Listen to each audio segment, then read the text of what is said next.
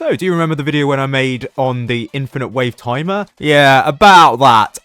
Yeah, the developers have actually removed the infinite timers on Tower Defense Simulator now. So, this was made a poll recently. So, with the removal of infinite waves, does Pizza Party late game feel too punishing again? So, one of the late game waves, if there was a boss wave on it, it automatically was put to an infinite timer. So, for example, in casual mode, and in fact in all the game modes apart from hardcore mode, if there was a boss on the wave, then it was considered an infinite wave. However, this has now been the case where they've changed it, so that's no longer the case. It now follows the regular timing of the waves. So previously, something like wave 10, for example, that would be an infinite wave. However, it now follows the normal wave 1 to 19 wave time of 40 seconds plus a skip time of 20 seconds. Wave 20 to 39 has a wave time of 50 seconds plus a skip time of 19 seconds. And the wave 40 is the only one with an infinite wave. This doesn't mean that infinite waves are completely removed. On the last wave, of course, because they are still boss waves and still their final wave, they are still infinite waves, and technically speaking, you can still kind of wait them out through my video, or you can wait out an infinite wave, which I actually made a miscalculation. It's actually just 9 days, not actually like 2 weeks, but still. This has made some people say that the game is significantly harder because you can no longer wait out an infinite wave, and the game might actually continue on. For example, in games with short wave timers, such as Pizza Party, this means that you do not have enough time to kill all the enemies, such as the minigunner on wave 35, I think. Sorry, no, the execution on wave 35. Something like the minigunner on wave 25. Is it wave 25? Yeah, wave 25. No, the command on wave 25. That will also be harder to beat because you only have 50 seconds to beat it before the next wave starts. They also polled which mode feels easier, Badlands or Pizza Party. Most people said Badlands, which I agree with. And do you think Badlands should be easier than Pizza Party? Most people said no, and to be fair, I agree. And then, do the towers rewarded for beating Badlands and Pizza Party feel the efforts to need to get them? People said both of them are good. That's like the plurality. Most people saying both are underpowered. So then the next one is both people say it's underpowered, and then it's only the cowboy and then only the warden. So overall, I think it's quite balanced with everything. And then, does the economy feel better in Badlands 2, trios and squads compared to other game modes? Yeah, to be fair, it feels better across the board. So yeah, it turns out Badlands 2, by waiting out a week, it's actually made things better. And y'all were complaining about having to wait a week for the developers to actually make it. Jesus. Another change that they made is they made Fallen mode harder. So in Fallen mode, they changed the health scaling for the game mode. In solo mode, there's no change. It's still the base of just the same health for all enemies. That's the base health. In duo mode, it's increased from the base health to 5% extra health. In trio mode, it's increased from 10% extra health to 20% extra health. And in quad mode, it's increased from 20% extra health to 30% extra health. I guess the developers decided that Fallen mode was just too easy, slightly too easy. Next, we have more useful information on the Crook boss Game Master skin. So the piggy bank actually depends on the level of the Crook boss. At level 0, it's 250 damage for the piggy bank to appear. At level 1, it's 285. At level 2, it's 323. Is that a reference to 32? Because it's 323. At level 3, it's 571. At level 4, it's 1,142. These seems oddly specific, so it seems like it generates every like 40 so seconds or something. I don't know. I can't really do the calculations in my head, but it does seem like if the Crook boss was firing at a constant rate, it'll be spawning at the consistent rate for all levels. Of course, this means that if you have the commander, which boosts the fire rate, it will increase the damage dealt in over time, so the piggy banks are more likely to appear, and that's the same for the DJ booth because it increases damage directly. Also, this is for per Crook boss. This is not the Crook boss as a skin overall, and as an entity overall. So if you have like 4 of them that deal 500 damage, they won't appear. So the next thing I want to talk about is the Toy Rocketeer. Now, I talked about how like the early levels of the Rocketeer don't have a platform.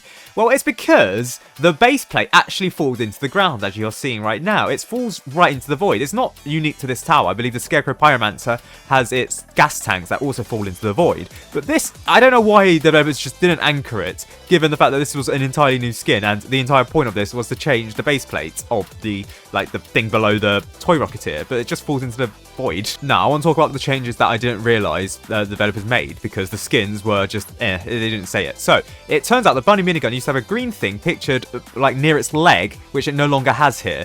This is really niche, and I have no idea why they decided that of all things to announce, they decided to announce this. For the Fallen Scout, the fix was actually for the hood on the back. Apparently, it used to show the head. I can see why, because the head is actually far forward than it should be for compared to like all the other Scout skins. For the Sledger, there's apparently a change to the left glove. Now, the thing is, I can barely tell what's changed. Oh, wait, no, I see. Right, so you see the little bit of cracks here and a little bit of, like, fighting here.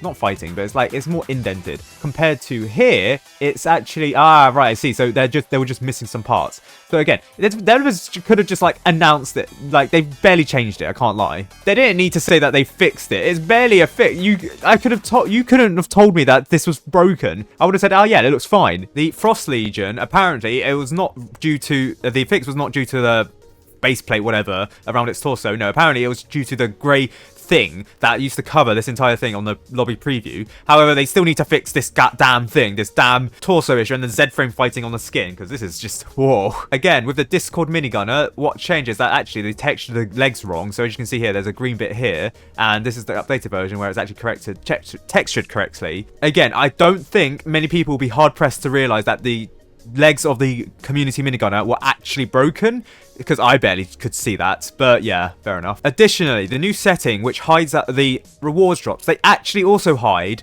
the bells. They actually hide the bells and the logbooks. They don't actually hide the UI things that I thought they hide. No, they actually hide the bells and the logbooks. So if you're a logbook hunter, don't disable the rewards thing, because you won't be able to see the logbooks nor the bells. However, you can still collect them. They are just invisible. They aren't just gone from the map. So you just need to walk up to them. So you could probably just camp it out here. But quite annoying that you can't see the rewards anyway. So yeah. As for Badlands 2 rewards, they've changed it so that's the same as Fallen mode. And I need to talk about it because I haven't talked about the change to Fallen mode. But you can actually get the monster due to a 0.5% chance. However, it appears that modifiers actually affect the triumph bonuses. So tickets are actually boosted. I know this because I got an insanely high amount of spin tickets from Badlands 2. So it seems like modifiers in Badlands 2 and Pizza Party increase the amount of tickets that you get, and they seem to also increase the amount of consumables, it is assumed. So, if you want to grind out consumables or tickets, special maps are your one, until the developers fix it, probably. Additionally, they've actually changed some tracks. So, in Pizza Party, they've changed it so Hearsay now plays between waves 35 and 39. This was the Executioner's theme back in the Night 1 of the Lunar Overture event, and since the Executioner first spawns on wave 35, I kind of think it kind of makes sense. Additionally, multi-mode has been updated so that it now has random tracks similar to Fallen mode.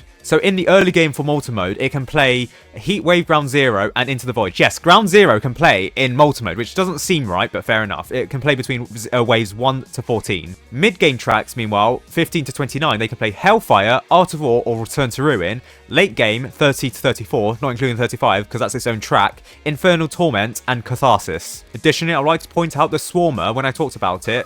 I said that it could stack between towers. No, actually, it's better if you have just one Swarmer doing it. So, if you are using the Swarmer, it is better if it's just one Swarmer doing the entire damage rather than just multiple Swarmers. But it's only more effective if there's no more enemies being stung. So, this is actually a very effective boss killer.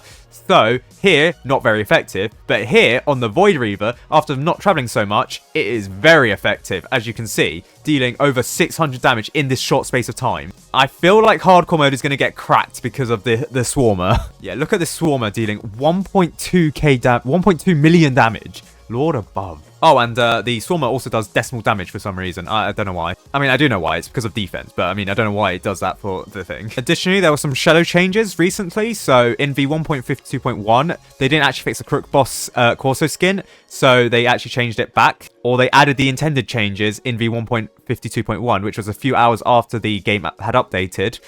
In V1.52.1 also, they fixed the Fortress skins animations not working correctly between 0, 1, 0 to 3. In V1.52.3, they also fixed the Game Master Crook boss Piggybank not appearing. They also enabled reviving, but people were finding out glitches, which I don't know what the glitches were. I think they were removing modifiers, like all past modifiers, which made things like hardcore mode Infernal Abyss quite easy. In V1.52.1 also, there was an issue, I showed you this in the other Game Master Crook boss skin showcase, where people were having issues buying the skin. They fixed it in V1.52.1, but they incorrectly attributed it to the DJ booth instead of the Crook boss, and then they finally fixed it in V1.52.2, and on Discord they have a postmortem. So yeah, so a postmortem where people were getting the wrong skin, and it lasted 24 minutes, no data loss issue occurred, all affected players received their purchase after the fix. However, some people said that they had to purchase it multiple times, so there's a pinned message on the Discord saying, for those that bought the Crook Boss Ultimate skin multiple times and lost Robux from it, create a staff support ticket with proper evidence of transaction history in support. Now, if you don't have Discord, I don't know how you're going to get a refund. I truly don't know. Additionally, they disabled reviving because of an issue, and then they enabled reviving soon after, but they fixed gifting gems at incorrect prices, making it possible to give other players high amounts of currency for a low price. Yeah, so apparently there was an issue where gems could be given on a discount to other players, which was very weird. So yeah, you could just set up a pyramid scheme with your... Actually, not even a pyramid scheme. You just give for your friends like a small amount and then of Robux to give yourself a load of gems. That's kind of smart, just not buying the gems yourself directly, just giving it to another player to give to you. So yeah, that's really weird. As of now, those are all the shadow changes that I'm aware of, and it's quite a long list.